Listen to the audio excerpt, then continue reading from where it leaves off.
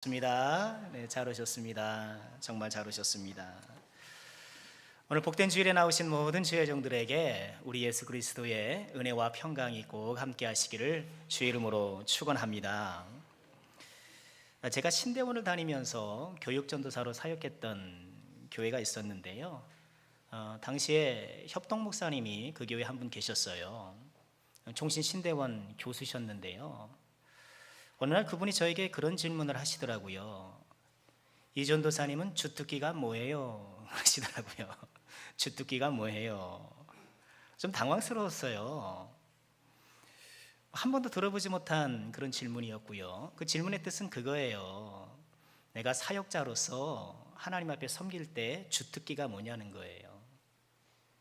뭐 찬양을 잘할 수도 있겠고, 혹은 뭐 설교를 이렇게 스피치에 또 탁월함이 있을 수도 있겠고, 성경 공부나 소그룹이나 아니면 이렇게 글을 잘 써서 또 문서 사역에 또 출중한 재능이 있을 수도 있고, 그런 걸 물어보신 것 같아요. 주특기가 뭐냐라고 이렇게 물으시니까 당장 생각나는 것이 군대 주특기더라고요. 우리 군대 다녀오신 분들, 군대에서 어떤 주특기를 가지셨는지 모르겠습니다만 저는 해군을 나왔거든요. 해군에도 주특기가 있어요. 그러니까 통신, 뭐 병기, 그리고 뭐 기관, 또 뭐 여러 가지 있어요. 운전하는 사람도 있고요. 뭐 해군이 꼭 개만 있는 건 아니까 여러 가지 주특기가 있는데, 저는 주특기가 갑판수병이었어요. 갑판병이었어요. 그러니까 갑판병은 뭐가 주특기냐면요, 주특기가 없는 게 주특기예요. 그러니까 뭐 갑판 닦고 청소하고, 바닷바람에 이제 배에 여러 기물들이 부식될 수 있잖아요. 그러니 부지런히 그것을 보수 작업이라고 해가지고 또 깨끗하게 유지를 하고요. 또 헛줄 던져서 배에 서로 연결시키고, 또 필요한 곳에 뭐 이렇게 막 공급되는 뭐 그런 일이에요. 그러니 아무리 열심히 해도 군대 제대하면 내가 군대의 주특기를 살려서 뭔가 할 수 있는 경우가 더러 있잖아요. 그러잖아요. 통신병은 차라리 타자라도 잘 치지.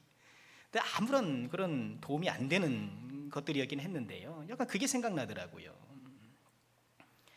여러분의 주특기는 뭔가요? 지금 내 인생을 헤쳐나갈 나만의 주특기가 무엇인가요? 오늘 여호수아 1장 말씀을 함께 읽었는데요. 모세가 죽은 후에 하나님께서 여호수아를 찾아와서 그에게 힘주시고 격려해 주시는 말씀이잖아요. 약간 화어릉이 납니다. 모세와 여호수아 두 인물이 등장하지 않습니까?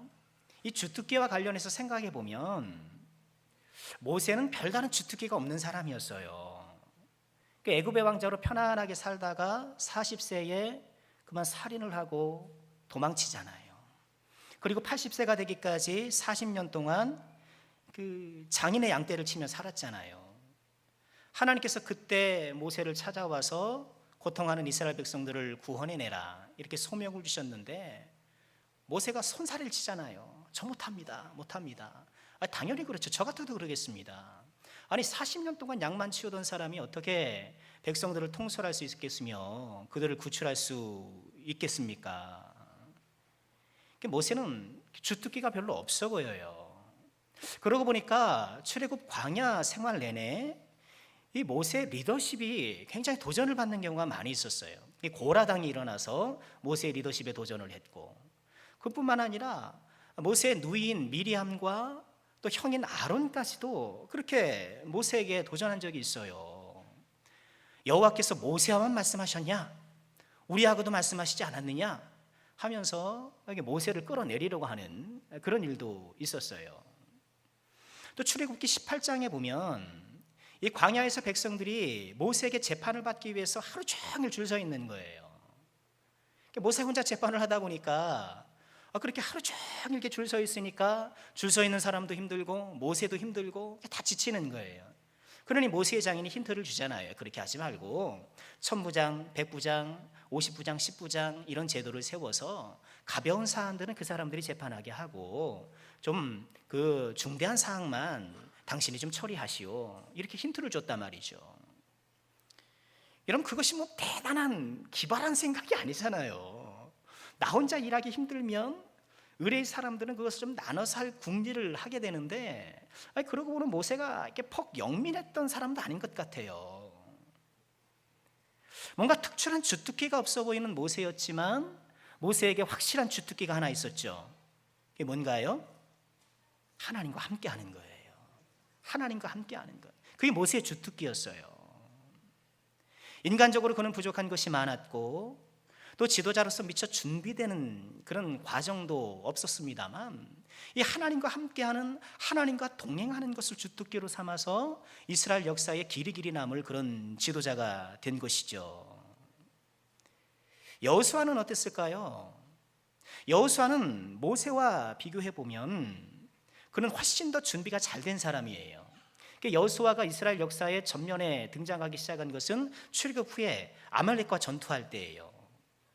출애굽했을 때 문제는 물이 없어, 먹을 것이 없어, 이런 문제였는데 갑자기 아말렉과 전쟁을 하게 됐어요. 이건 정말 심각한 문제잖아요. 그 전쟁의 선봉에 서게 되었고요.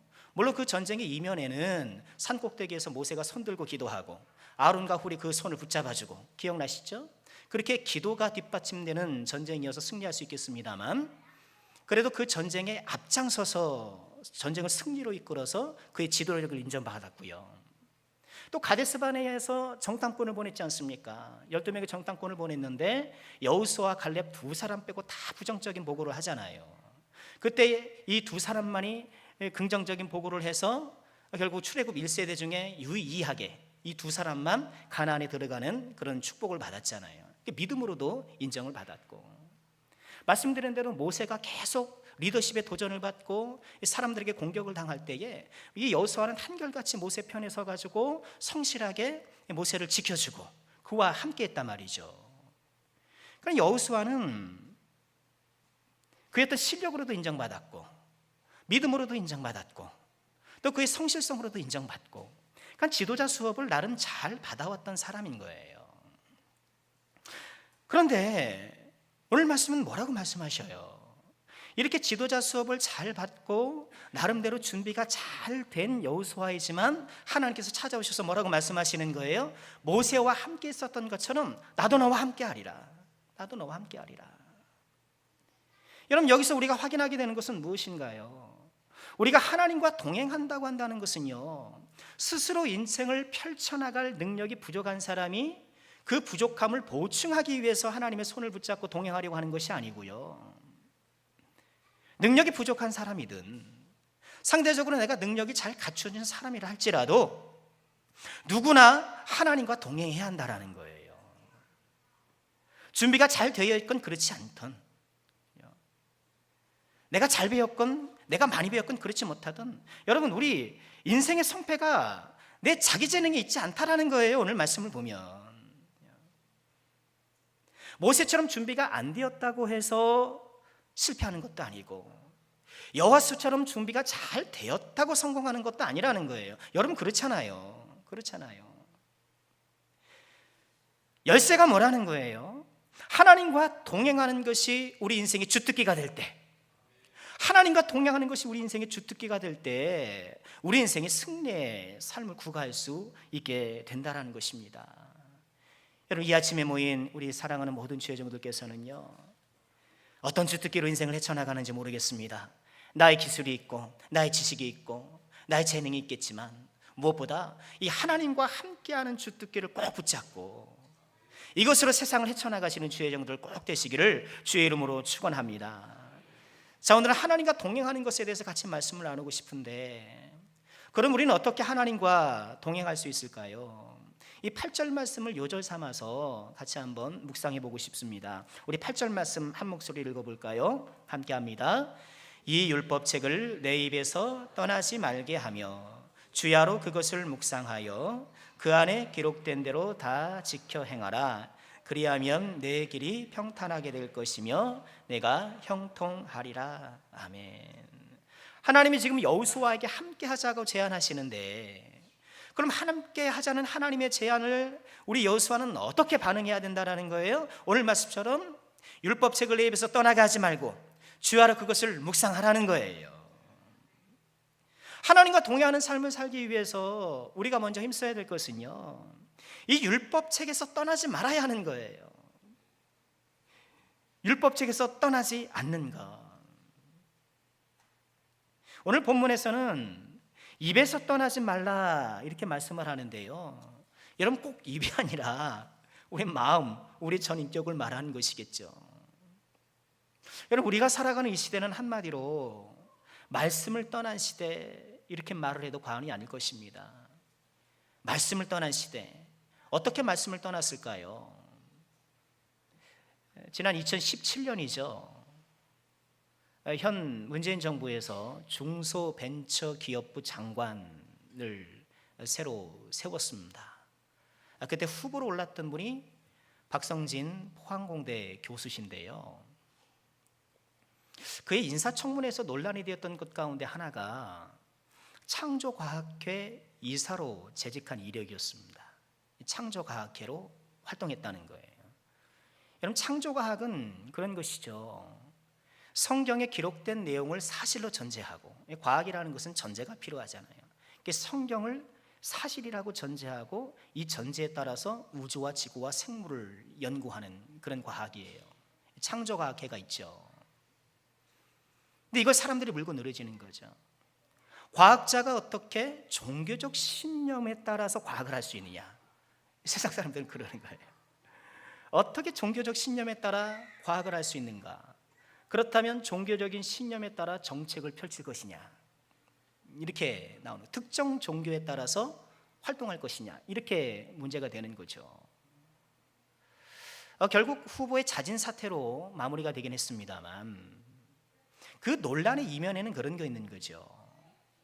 이 성경은 종교적인 책이지, 과학이나 국가 정책이나 이런 곳에 영향을 미쳐서는 안 된다라는 인식이에요. 그러니까 성경은 교회 안에 있어야지, 교회 안에 있어야지, 이 성경을 세상으로 갖고 나와가지고 적용하려는 것, 그것은 안 된다는 거예요. 여러분, 그런 인식이 그 논란 가운데에 배경으로 자리 잡고 있는 거예요. 한마디로 성경을 교회 안에 가두는 거예요.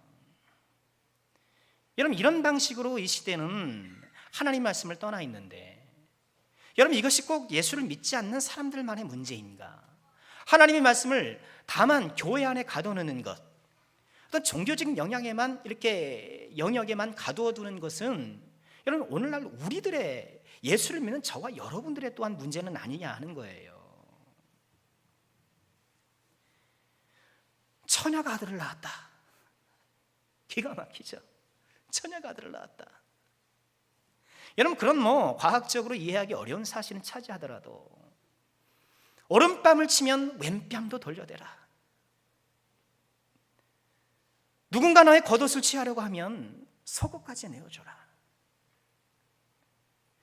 도대체 이 말씀이 21세기 이 치열한 경쟁 사회에 과연 적합하냐는 거예요.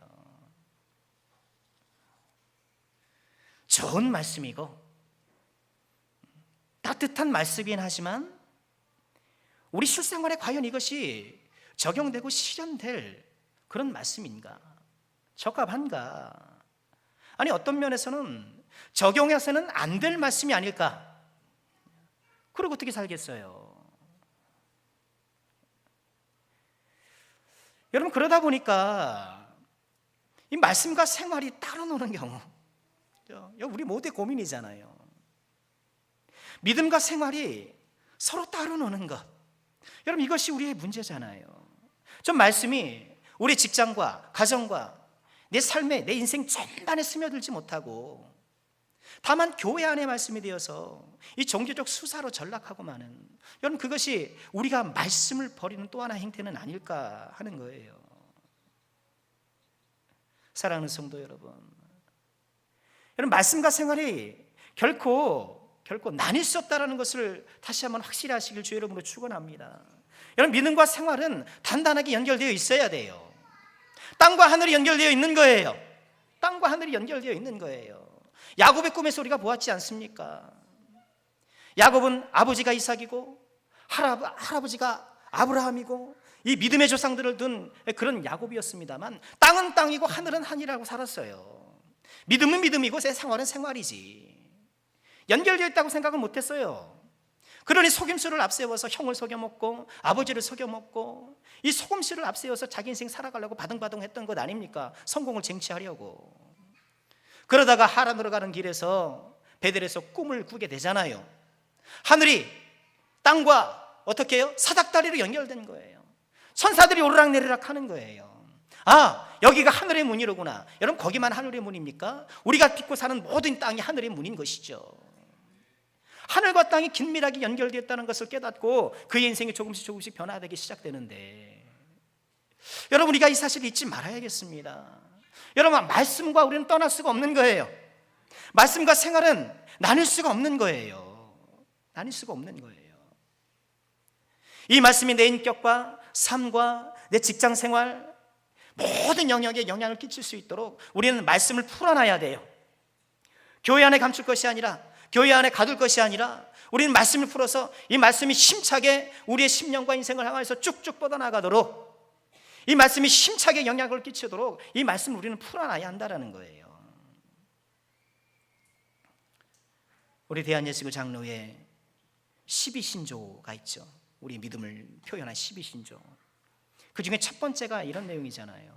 신구약 성경은 하나님의 말씀이니 신앙과 본분에 대하여 정확무호한 유일의 법칙이다. 신앙과 본분, 인간 본분에 있어서 정확무호한 유일의 법칙이다. 여러분, 그렇게 말씀해 주는 것 아닙니까? 하나님과 동행하기를 원하는 우리들은요, 우리는 말씀을 통해서 하나님과 동행하게 되는데, 이 말씀을 떠나지 마시기를 주의 이름으로 축원합니다. 이 말씀을 교회 안에 내 신앙생활의 영역 안으로만 한정해서 가두지 않기를 다시 한번 주의 이름으로 부탁드립니다.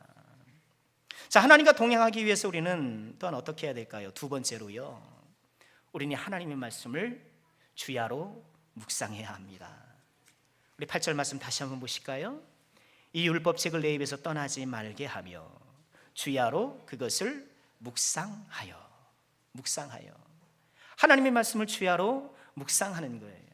여러분, 묵상하다라는 동사가 하가라는 동사인데요, 이 사전적으로 보면 신음하다, 이렇게 신음하잖아요. 하다 또는 으르릉대다 또는 슬퍼하다, 이런 뜻이 있대요. 으르릉대다는 뜻이 있대요.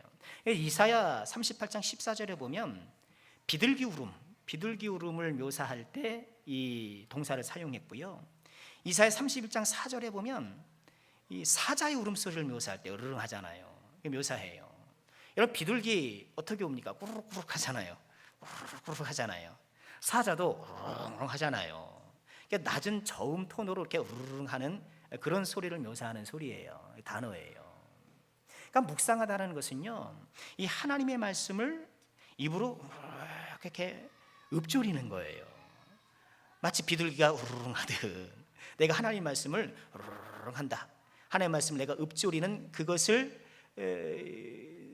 표현하기 위해서 거기에서 말씀을 묵상하다라고 이렇게 그 의미가 확장된 거예요.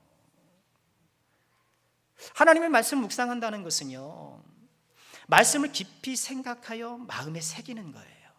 내 마음에 하나님의 말씀을 딱 새기는 거예요.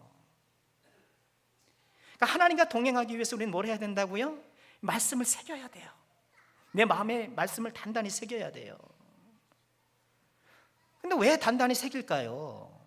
이어지는 8절 말씀에 보면 그것을 묵상하여 그 안에 기록된 대로 다 지켜 행하라 라고 말씀을 하시는데요, 이게 원문에 보면 묵상하라는 다음에 르만이라는 전치사가 있어요. 무엇을 위하여. 그러니 이 구분은요, 직역하면 이런 뜻이 돼요. 그 안에 기록된 대로 다 지켜 행하기 위하여 묵상하라, 이렇게 얘기해요. 그러니까 말씀을 지켜 행하기 위해서 묵상하라는 거예요. 말씀을 지켜 행하기 위해서는 뭐가 선행되어야 된다는 거예요? 묵상이 선행되어야 된다는 거예요. 다시 말하면 내가 하나님의 말씀을 잘 못 지키는 이유 가운데 하나가 말씀이 내 안에 새겨지지 않았기 때문이라는 거예요. 여러분, 우리가 이 부분을 좀 자세히 살펴볼 필요가 있어요. 내가 지금 말씀을 잘 못 지키는 게 우리의 문제잖아요. 그래서 우리는 예배 때마다 늘 회개기도 할 수밖에 없고, 근데 왜 우리는 말씀을 잘 못 지키는가? 말씀을 몰라서 그런가? 아니에요.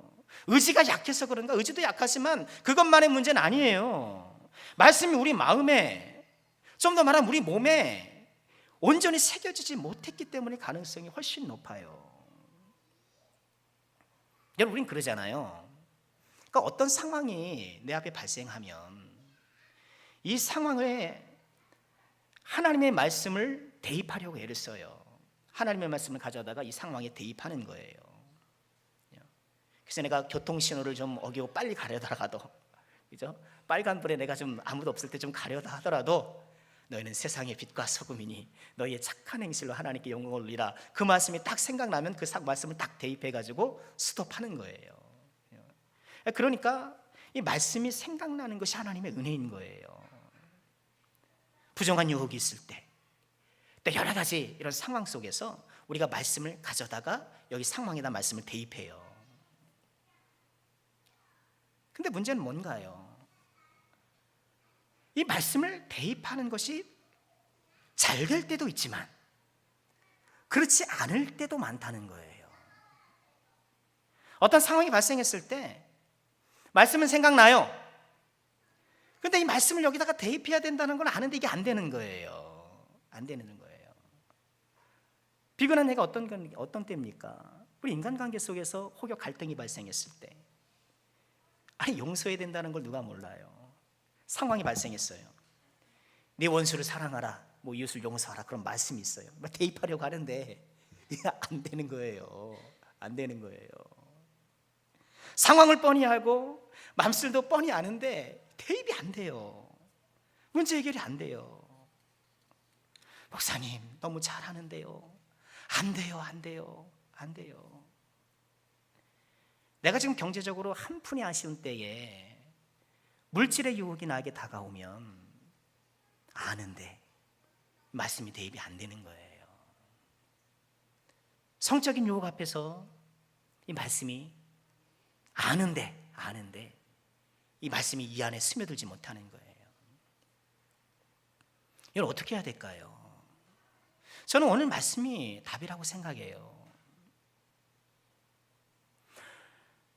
우리는 어떤 특정 상황에 말씀을 대입하는 것도 좋지만 한 걸음 더 나가서 우리가 바라봐야 될 그런 신앙의 목표는 말씀이 나오는 거예요. 그 상황 가운데 내 안에 새겨진 말씀이 나오는 거예요.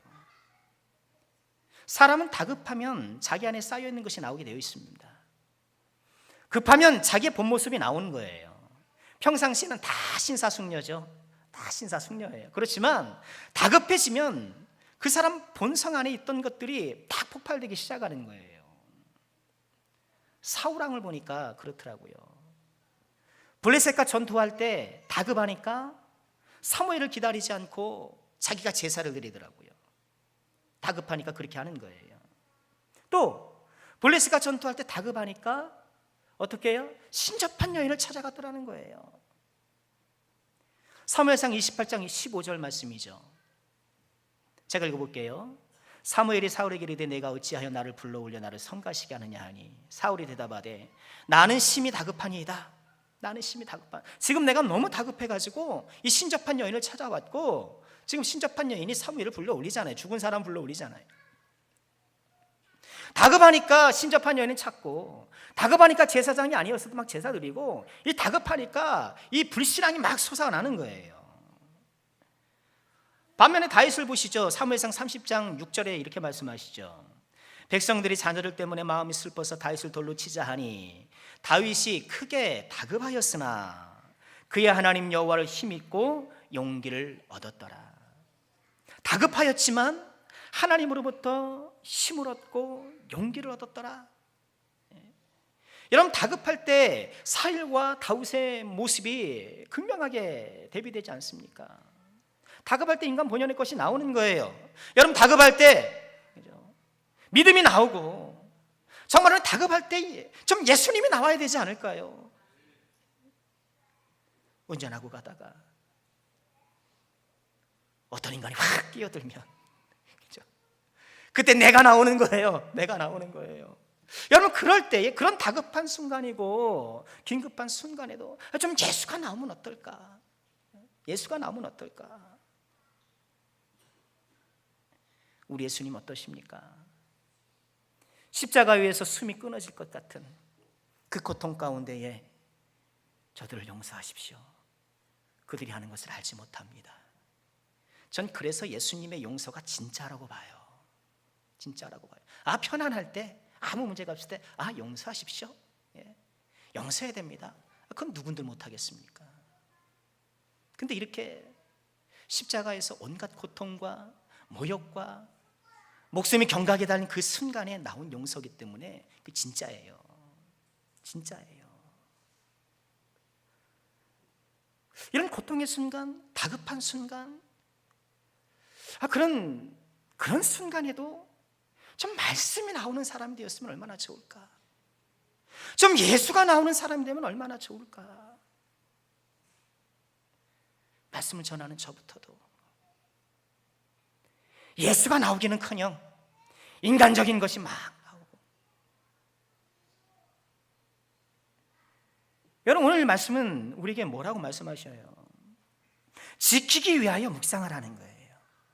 지키기 위하여 그 말씀을 내 마음속에 좀 새겨놓으라는 거예요. 말씀에 새겨놓고.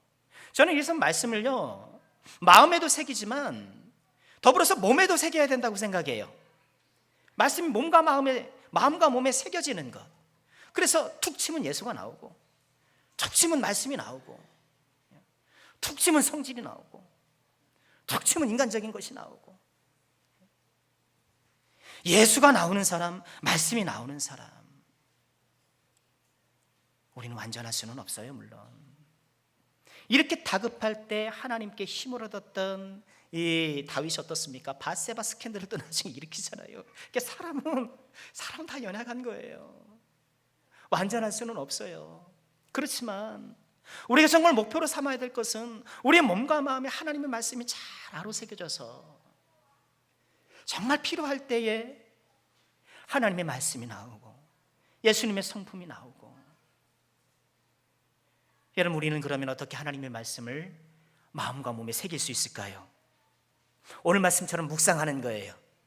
그런데 여러분, 묵상한다는 것을 우리는 오늘날 어떻게 이해하기 쉽습니까? 자꾸 두뇌 활동으로 이해하기가 쉬워요. 머릿속으로 이해하고 또 이렇게 막 자꾸 생각하고. 여러분, 그런 것도 하나의 자극이긴 합니다만 본래 묵상은 여기서 말씀드린 것처럼 우르르르르 하는 거예요. 말씀을 계속 읊조리는 것이 구약적인 묵상의 가장 전형적인 모습이에요. 그럼 말씀을 계속 되새기는 거예요. 말씀을 자꾸 읽는 거예요. 그러니까 유대인들은 암송을 해요. 유대인들은 만 13세 남자의 경우, 여자의 경우 12세, 여자가 좀 더 종숙하니까 여자는 12세에 한다고 해요. 성인식을 합니다. 바르 미츠바, 미츠바는 율법, 바르는 아들. 또 여자의 경우는 박드 미츠바, 율법의 딸, 이렇게 표현을 하는데 성인식을 한다는 거예요. 이 성인식을 할 때 해야 되는 것이 모세오경을 암송하는 거예요. 모세오경을 암송하는 거예요. 어떤 데는 전부 다 암송하는 건지 그 중에 일부를 암송하는 건지 지금 찾아보니까 조금 이렇게 다르긴 합니다만 그걸 암송하는 거라는 거예요. 그러니 어렸을 때부터, 아기 때부터 이 엄마 아빠가 늘 말씀을 이야기해주고 늘 말씀을 암송하도록 해주고 그렇게 한다는 거예요. 말씀을 암송하는 거예요. 여러분, 우리는 암송하면 별로 안 좋아해요. 그죠? 주입식 교육. 그러니까, 그죠? 근데 암송이 굉장히 효과적이에요. 그래서 독재자들은 다 암송시키잖아요. 암송시키잖아요. 우리는 민족중흥의 역사적 사명을 띠고 이 땅에 태어났다. 그거 다 외우라고 그러잖아요. 외우라고, 꼬박 적부터. 그걸 지금까지 외우고 있다니까요, 제가. 그렇게 막 외우고 있는 거예요.